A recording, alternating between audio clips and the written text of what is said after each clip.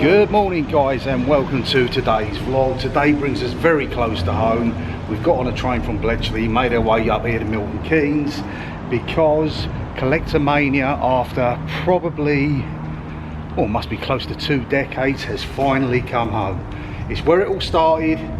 Don't know what we're going to see because they really downgraded it over the years, maybe fallen on hard times like everybody else, but I'm expecting to see some of your TV celebrities, maybe 1 or 2 Z-lists, maybe a little bit higher than that, some merchandise, etc. And obviously the cosplay. Should make for a good day out. Hope you can join us. It is of course Star Wars Day as well, so may the 4th be with you, and let's go and do this. 1 or 2 legends about the screen, stage, etc. David Jacobi is hidden in there somewhere. Laugh out loud, I said David Jacobi, it's Derek Jacobi. Certainly aged. Sort of a Mrs. Vader over there. Sort of a thing of the past. People used to really collect autographs. Now it's gone over to selfies, or even that's probably died a death now. But there's some real iconic ones in there. I'd love to get my hand on the Jaws 1 or 2 if they have one. So we have Ecto 1 here today with a plethora of Ghostbusters.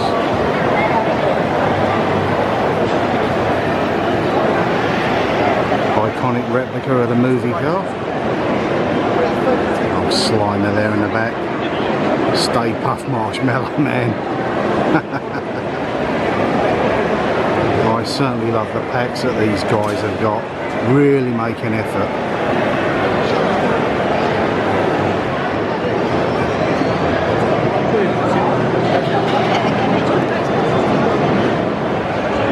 One of our favourite places in the whole wide world. And where it all started, Oswald the Lucky Rabbit. Michael J. Fox there, I kind of guessed the value of that. Such an iconic character and such a tragedy. There's so many years left in him of acting. But he's still about. He still does these kind of things, mostly in America. There's a strange crush, if ever there was one. Many a guy like myself back in the early 80s loved Helga. She used to turn up in her underwear. Such a sad thing, of course, with René Artois, Hello Hello, the good old days. They don't make them like they used to. But they're looking healthy. Old Hair Flick and Helga at the Gestapo. I used to love the cop. Used to kind of go, good morning. Yeah, some of the characters there from your Star Wars. I don't remember them. That looks like General Akbar at the bottom there, which I've obviously done on Rise of the Resistance. And some of the prices you'll pay, if you're into paying that sort of thing, are £25 for Anita Dobson, John Leeson 15 and Sean Crawford 20. Of course, Collectormania is not just about movies. There's sports memorabilia, plushies, Loungefly, pops, the list is endless. So obviously you'll look around with the old plushies, see if there's a Scooby-Doo. We'll walk past that later because there's another vehicle parked outside there. This is still huge, both here and America. Pin collecting and pin trading. In Disney you'd get several of the pins the same, wear them on a lanyard, go around to a guest or cast member and do a trading. I've done it back in the day, but it's sort of one of these gimmicky things. It's a situation where people can show off their art, what their capabilities are.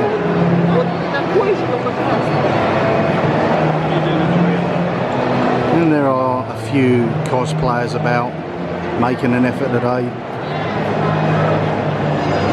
It is these little collectible knickknacks that just gather up in everybody's drawers and are just left there for years and years and forgotten about. But in the moment, they're everything. In the old prime bottles there. Little bits of Lego. There is, of course, a brick day here on Monday. Loads of your pops there. And this is what Rachel's got heavily into now, is the old Loungeflies. I think she's got half a dozen of them now. Five Nights at Freddy's. Rumours that Halloween Horror Nights is going to have a house with Five Nights at Freddy's. See the movie last year, so it will be pretty cool if it does go ahead. Yeah, Rach would certainly like them. And with her birthday coming up, there's a possibility, although we will be at a MegaCon, which is at MK Stadium on the 19th of May. One of 3 events local to us. This one here over this weekend, then you've got the MegaCon, and then you've got the Film and Comic Con, which will be at the Ridgeway Centre, and I think that's July. Yeah, I kind of think Rachel will have a field day with the likes of this. So if she wants something today, she can certainly have it. Harry Potter merch, Lord of the Rings, sort of every genre really. Stay Puft Mini there. These seem to be a thing of recent years. The old lucky bag. What it basically is, the merchandiser has got stock from previous years. They haven't really been able to get rid of, so they put them in a bag, a few other bits and pieces, and it is luck of the draw. Sometimes you might get something fantastic, or you open up and think, oh, why did I bother? But that's the choice you make. I know there are actually members of the general public that have got rooms with walls filled up with these things. I think I've got maybe 3 or 4, but they are all specifically that guy there, Scooby-Doo. Looks like long gone are the days when Worldwide Arms would turn up here with your replica weapons, swords, etc. I suppose because they're trying to outlaw them in the country. A few more cosplayers. It is, of course, the cosplayers that make these events. Just general public who go out their way, make an extremely huge amount of effort and a big budget as well with some of their costumes. What will they think of next? The old cushion covers. I do like the Thing one there. And ironically, down the bottom there, Clockwork Orange. It's events that happened here in Milton Keynes that actually accommodated with the film being banned in this country for at least 3 decades, and that was a down and out, a guy in Bletchley was kicked to death by a group, well no, it's by one individual, and he was supposedly heavily influenced by the film, and so they banned the movie. Some pretty jewellery for all you girls out there. Some of your retro Star Wars vibes. A lot of these items are worth their weight in gold. And you can see by the prices there, 250, 200, etc. I had, what did I have? I had the little car, the little brown one. I can't remember what it was called, but I always wanted either an AT-AT. There we go, the little speeder, the little brown one. It was bigger than that, but I had one of those when I was growing up.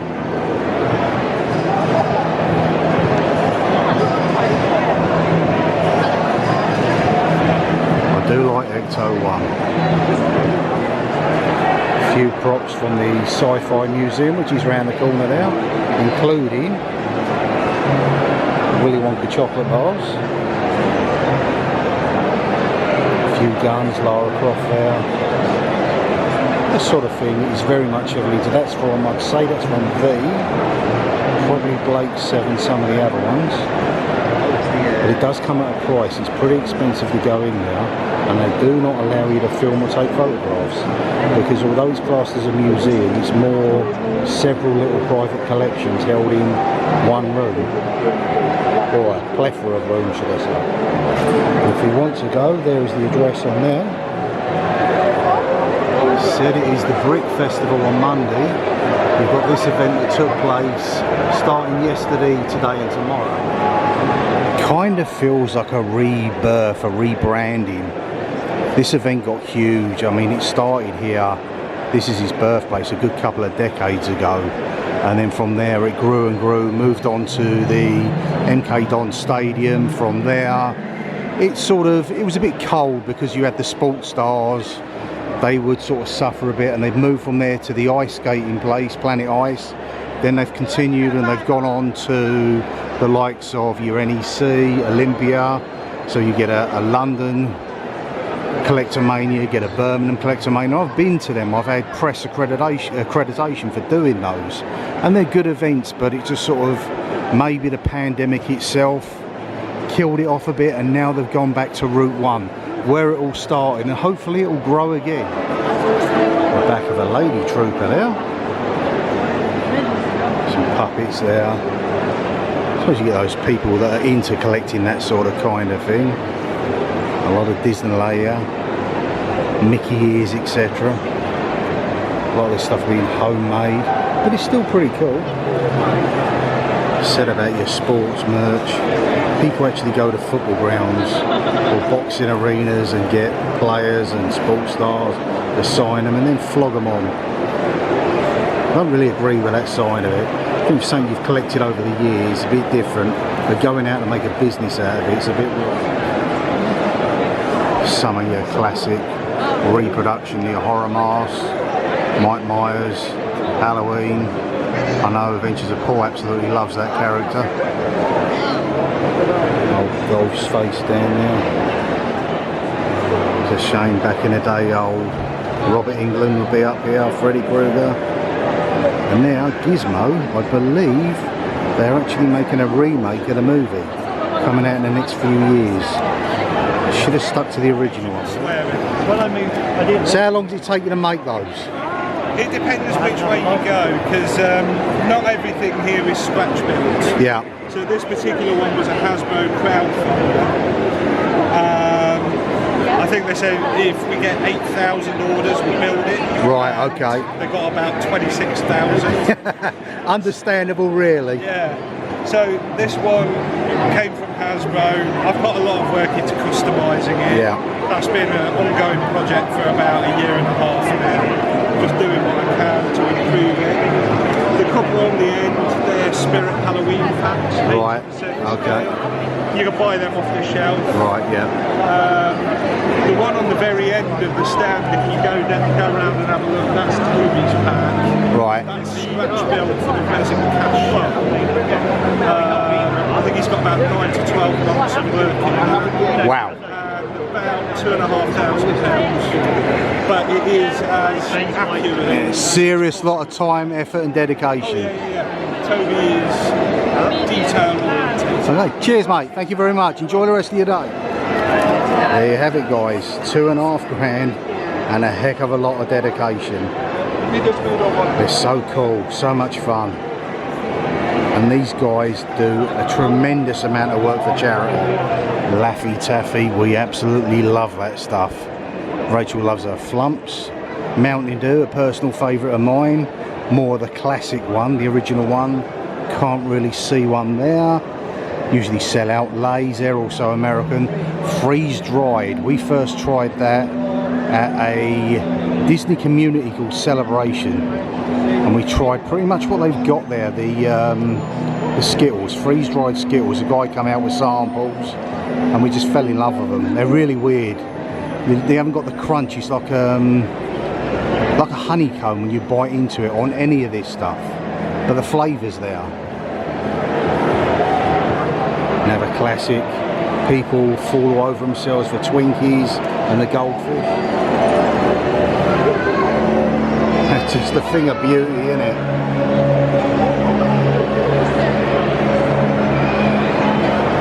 An old Stay Puft there.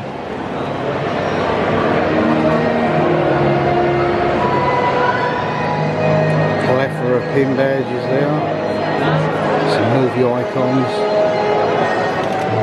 Such a friendly face. Why would you not want to buy from them?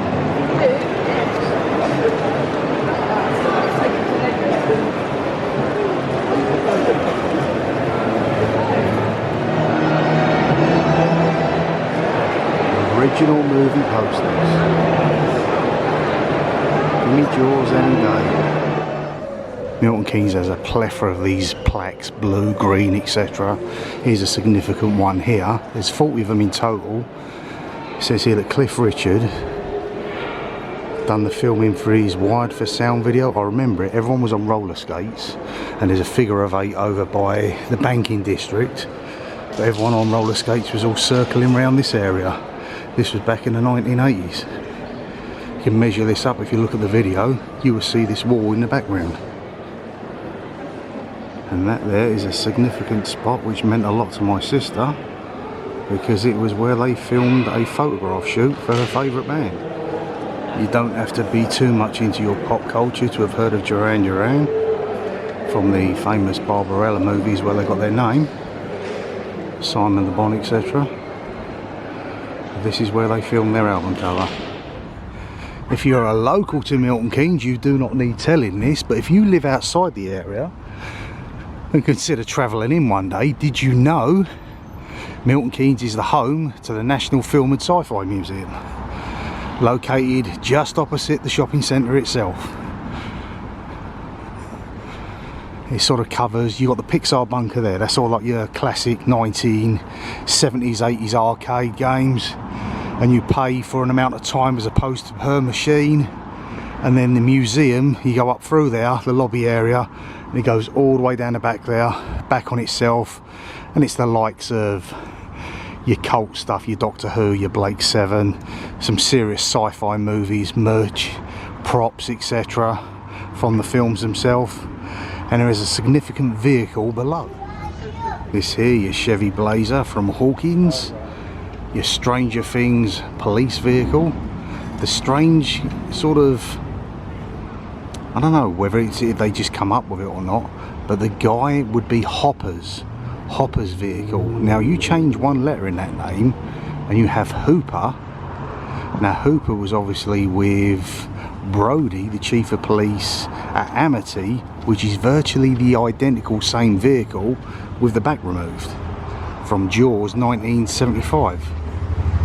And of course, mentioning Jaws, up there in that said museum you have the diving mask, snorkel, baseball bat and CB radio from Quint, the Orca, and then film Jaws itself. One of my other favourite props up there is the tiger skin, which was worn in Monty Python's Meaning of Life, the Tiger in Africa sketch. That is also housed in there, amongst many other props, Star Wars props. Sully's actually in there. There's a lot of Stormtrooper stuff, Doctor Who, James Bond, etc.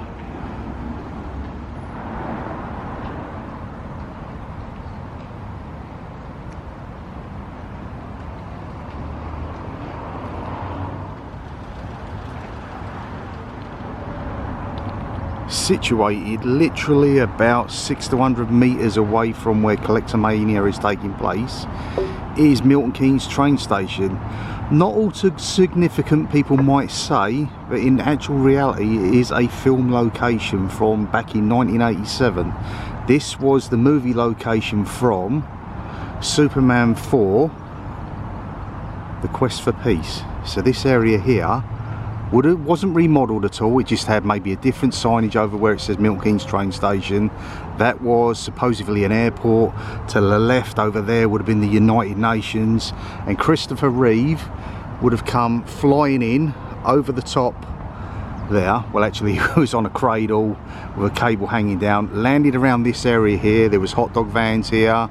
This was before we had a train which was sort of based over there, which has significantly been moved over to Milton Keynes Museum now. But the whole area, they asked people in the local area, they got from the local RAF bases and army bases all the American vehicles. My father went on to own I think it was a 69 Chevy Impala from the movie, which we had for a good few years, but that was all filmed here. You have to be a bit careful with the glare off the phone, but there's a movie poster from the film itself, and I've got a few significant shots. That is Christopher Reeve there standing outside the train station. That is him sort of hovering in. He had a cable attached to him on a gimbal and some sort of platform truck crane to the side of him as he hovered in. All this was filmed in 1987. Actually not too dissimilar from the vehicle they're using there. It's probably about 3 or 4 times the size of that, and he come in over the top there. It's a bit of significant history for you guys, just adds a little bit to our day. More significance to our 1987 Superman movie this point here was where the Daily Planet was based. Up there was all the Daily Planet, and also it was an exhibition centre by Lex Luthor, and it had something that was stolen, etc. Not too sure, you can probably line up with the pictures, but it's now Bannatyne's Health Centre, so there's people around here with sort of like bathrobes on. I'm not going to interrupt those two guys too much. I might walk through the tropical garden up the stairs, that's about it. But that's where the Daily Planet was. Here's a picture of the time period.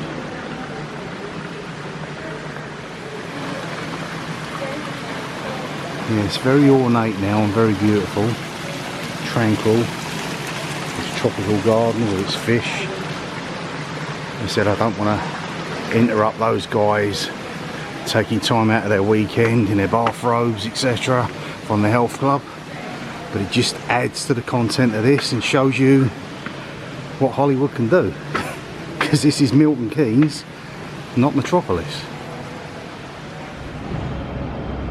Our once very iconic, now simply very derelict Point Cinema complex. That was the first multi-screen complex cinema in the whole of the UK when it opened in the 1980s. It's certainly seen better days. You could see it for miles as you come over the brow of the hill on the A5 into Milton Keynes. All these 4 points used to light up with an LED that was bolted to the top of it, and they're now sadly gone. But it was the premiere location of the Rocky IV movie. On a spiral staircase around the back, Dolph Lundgren and Bridget Nielsen stood there on opening night.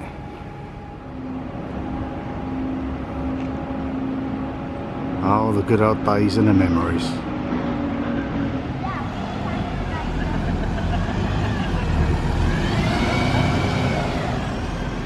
Anyway guys, that is going to do it for today's vlog. I hope you've enjoyed it. The coming home of Collectormania here, central Milton Keynes, my hometown. Now all is left for us to do is catch the train back to Bletchley and maybe a half-hour walk from there. So next up for us in this sort of genre, this sort of vein, we've got MegaCon, which is on someone's birthday over there. How old are we going to be? Oh, How old are we going to be? I don't know. 51. Anyway guys, thanks so much for watching. Motocross next for me, I believe. We'll see you in the movies. Bye for now.